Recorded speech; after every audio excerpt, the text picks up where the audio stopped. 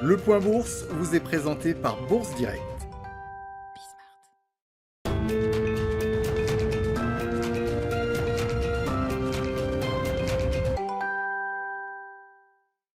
La tendance est toujours à la hausse à la mi-journée sur le CAC 40. L'optimisme est de mise à Paris dans le sillage des indicateurs économiques publiés hier aux États-Unis témoignant d'une reprise, mais aussi dans le sillage de la publication de statistiques encourageantes venues de Chine ce matin. L'économie chinoise bondit en effet de 18,3% au premier trimestre 2021. Une progression record pour le pays, mais qui reste cependant légèrement inférieure aux attentes des analystes.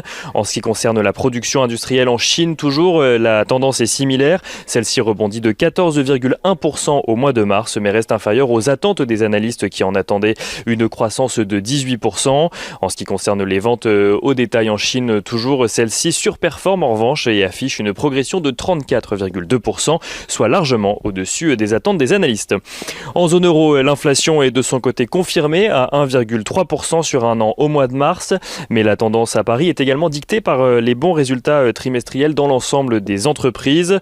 L'Oréal, tout d'abord publié hier soir après la clôture ses résultats du premier trimestre. Le groupe de cosmétiques affiche une progression de 10% de ses ventes au premier trimestre, donc avec un chiffre d'affaires à 7,61 milliards d'euros, profitant notamment du rebond de son activité en Chine. Un résultat qui est sanctionné donc par le marché à la mi-journée puisque les analystes anticipaient un résultat légèrement plus élevé. Le PDG du groupe a cependant estimé que L'Oréal surperformait de 2,5 fois son marché. L'Oréal qui annonce d'ailleurs être confiant dans sa capacité à faire progresser ses résultats sur l'ensemble de l'année. La Française des Jeux annonce de son côté que son chiffre d'affaires a progressé de 5,2% au premier trimestre 2021. Le groupe de jeux d'argent a notamment constaté une hausse de près de 12% de ses mises sur la période, grâce notamment aux mises en ligne 2 fois plus nombreuses que l'année dernière. Les mises en ligne qui représentent à peu près 12% du chiffre d'affaires du groupe actuellement. Fnac Darty annonce de son côté une croissance de 21,7% de son chiffre d'affaires au premier trimestre à 1,81 milliard d'euros. Le groupe anticipe cependant un premier semestre toujours marqué par la crise sanitaire et s'attend plutôt à revenir à une situation plus normale au second semestre 2021. Fnac Darty qui reste donc confiant mais prudent sur sa performance en ce qui concerne l'année en cours.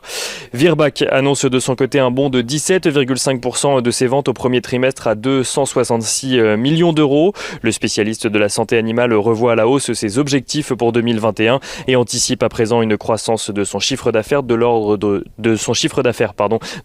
6 à 10%. Le titre affiche d'ailleurs une progression de l'ordre de 14% cette fois-ci à la mi-journée. Et le CAC 40 est également tiré aujourd'hui par les valeurs automobiles qui sont bien orientées à la suite de la publication des résultats de Daimler.